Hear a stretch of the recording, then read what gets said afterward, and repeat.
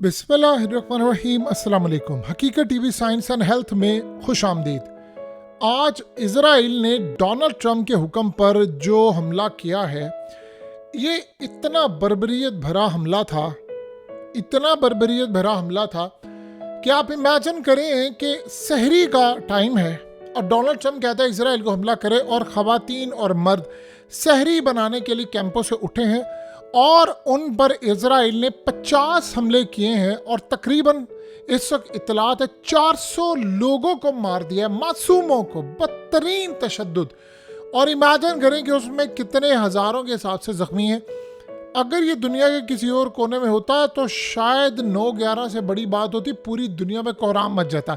Israel ने किया है और ऊपर से ट्रंप के हुक्म पर हुआ है, तो आप अंदाज़ा कर लें फिर मामला क्या है।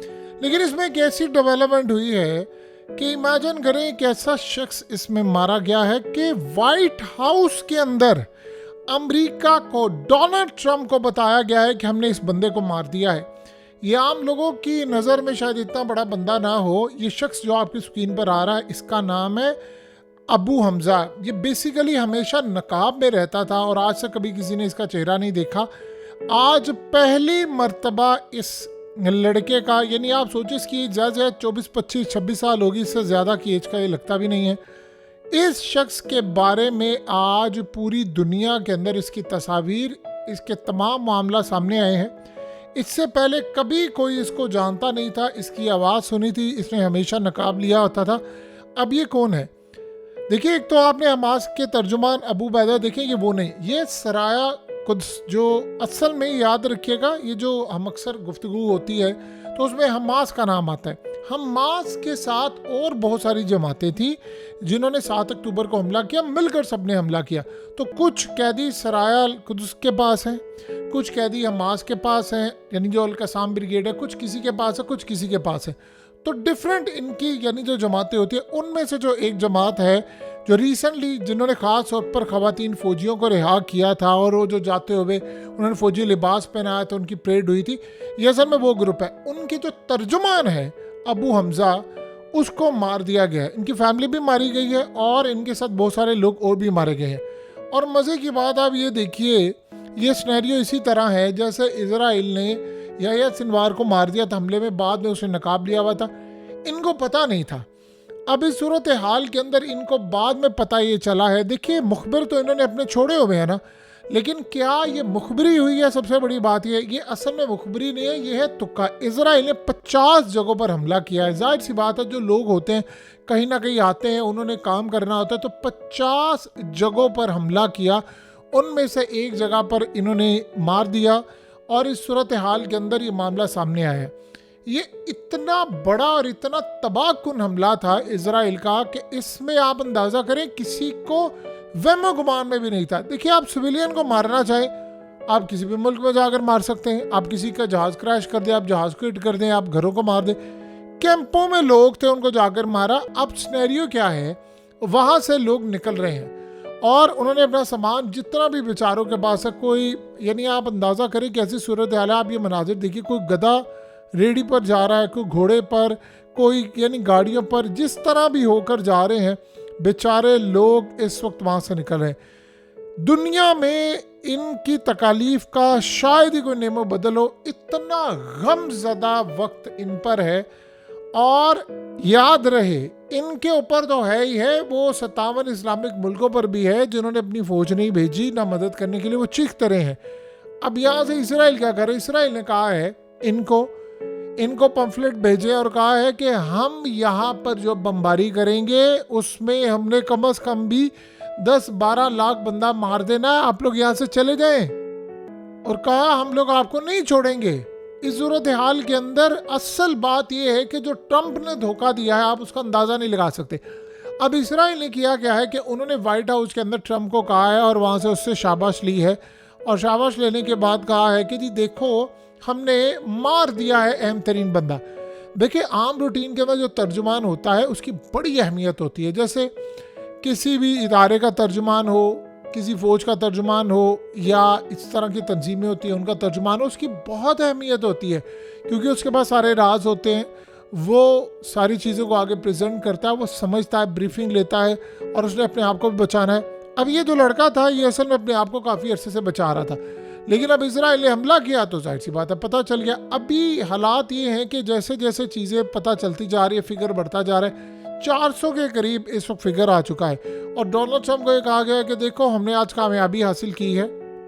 देखिए अगर ऐसी सूरत हाल है तो आप अगर इसराइल के सदारती महल को उड़ा दें, वजीर आजम हाउस को उड़ा दें, तो आप उनको निशाना बना दें, उनके साथ कुछ 200-300 बंदा और भी मारा जाए, तो आप क्या जी हमने अपने टारगेट को मार लिया है। इस तरह किसी भी आप मुल्क के अंदर कहीं भी हमला कर सकते हैं। लेकिन जो सबसे ज़्यादा बर्बरियत हुई है इस दफ़ा, वो बड़ी तकलीफ दे हुई है कि वो ट्रंप ने धोखा दे दिया है। यानी आप अंदाज़ा करें कि स्विंग स्टेट से जहां से ट्रंप का जीतना नामुमकिन था वहां से मेजोरिटी ली, क्योंकि वहां पर थोड़े से वोट्स का मामला होता है। और इस सूरत हाल के अंदर उन्होंने ट्रंप को जितवाया, और इतना यानी मुसलमानों ने भी और गैर मुस्लिमों ने सब जो मेजोरिटी थी वो कह रहे थे इसलिए जितवाया कि जंग बंद करेगा। उसने आकर जंग बंद की, लेकिन उसने जो हाल किया है यानी बेतुकी यमन की जंग छेड़ दी और गजा की जंग छेड़ दी। अब असल कहानी क्या है, जो मिडल ईस्ट का फेज 2 है राख का ढेर बनने का, वो शुरू हो चुका है। देखिए अब सिनेरियो क्या है, इस बंदे को मारा, अब उसके बाद तो ट्रंप को कह रहे हैं कि हमने मजीद बंदे को मारना है, तुम हमें इजाजत दो। मजे की बात आप देखिए क्या अजीबो गरीब सिनेरियो है कि अब देखिए ट्रंप ने कहा था मैं हथियार नहीं दूंगा। अब आप बताइए तुम्हें परवाह है कि जी मैंने वो यूक्रेन के अंदर बड़े मासूम लोग मारे जा रहे हैं, रशिया में भी मासूम मारे जा रहे हैं, तो भाई तुम्हें गजा के अंदर मासूम मारे जाने वाले तुम्हारे हुक्म से आज 300 लोग मारे गए हैं, और फिगर बढ़कर शाम तक 350 हो गया था, और उसके बाद मजीद टाइम गुजरा तो 400 तक पहुंच गया, और जो जख्मी है वो भी बेचारे इस दुनिया से रुखसत हो रहे हैं। इस वक्त स्टेट ऑफ इमरजेंसी नाफिज है। ये क्या 2 नंबरी है, ये क्या मुनाफकत है। यानी आप ये सोचें कि जो करोड़ों लोग जिन्होंने अमेरिका के अंदर वोट दिया, पूरे वर्ल्ड में कैंपेन की ट्रंप ने कहा मैंने जंगें बंद नहीं करनी। आपको पता है गजा की जंग के लिए एक जगह कैंपेन करने गया था, और वहाँ पर बॉक्सर और बड़े लोग आए थे। उन्होंने ट्रंप को कहा कि आपको वोट करेंगे, और कहा कि शर्त सिर्फ ये है कि आपने इस जंग को बंद करवाना है। तो ट्रंप ने कहा मैं गजा जंग बंद कराऊंगा, और आगे आपको पता है क्या कहा उसने कहा सिर्फ मैं ही करवा सकता हूँ, यूक्रेन की जंग सिर्फ मैं ही बंद करा सकता। ये जंग बंद करवा रहे हो तुम लोग तुम्हारे हुक्म से। यानी आप अंदाजा करें मुसलसल 3 दिन से यमन के साथ लड़ाई है, और अब ईरान के ऊपर हमला हो रहा है। अब ये करने क्या जा रहे हैं, ये पूरे गजा में बमबारी करेंगे, ये इतनी बमबारी करेंगे कि आपने सारे रिकॉर्ड टूट जाए। क्योंकि अब ट्रंप ने कह दिया मारो इनको, वो कहता है मारो जितना मारना है। और ये बड़ी तकलीफदेह बात है कि जो शख्स दावा करता है कि जी मैंने जंगबंदी करनी है, उसको ऑर्डर दे दिया है। समझ से बात बाहर है। अभी तमाम एक्सपर्ट्स ये देख रहे हैं अमेरिका के अंदर भी, रॉन पॉल से लेकर अलेक्जेंडर दुगिन से लेकर ये तमाम लोग, जेफरी से लेकर, सारे वो कह रहे हैं कि हुआ क्या ट्रंप को, रातों रात ट्रंप ने ऑर्डर जारी कर दिया और धड़ल्ले से आकर कहा है। व्हाइट हाउस की तर्जुमान ठीक कहती है कि बिल्कुल इन्होंने हमसे कंसल्ट किया था, ट्रंप ने गो हेड दिया। ये इतना बड़ा धोखा शायद कभी कुछ सोच भी नहीं सकता था। अब असल में आप सोचें बंदा कितना अहम था कि ट्रंप को ये बताया गया कि हमने अबू हमजा को मार दिया, हमने मजीद मारना, तुम हमें ग्रीन सिग्नल दो। और ट्रंप अब तैयार बैठा हुआ है क्योंकि असला जाता है सारा। देखिए पहले कह रहा था मैं असला नहीं दूंगा, मैं फलाना नहीं दूंगा, मैं एड नहीं दूंगा।